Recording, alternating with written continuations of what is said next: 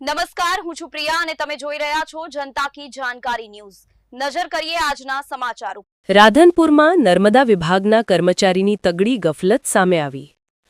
કુણશેલા કેનાલની સંપાદિત જમીન પર બ્લુ ફાઇટ સોલાર કંપની તરફથી કોઈપણ લેખિત મંજૂરી વિના વીજના થાંભલા લગાવી દેવામાં આવ્યા।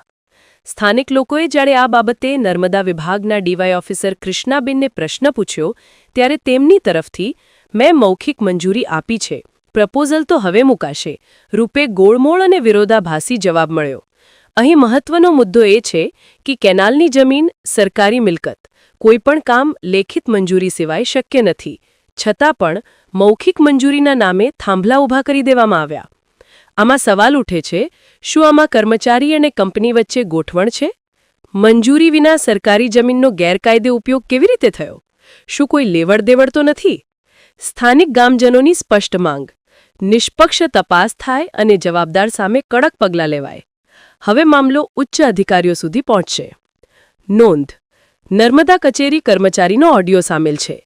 સ્થાનિક અગ્રણી વી.એસ. કૃષ્ણાબેન, નર્મદા વિભાગના ડીવાય ઓફિસર।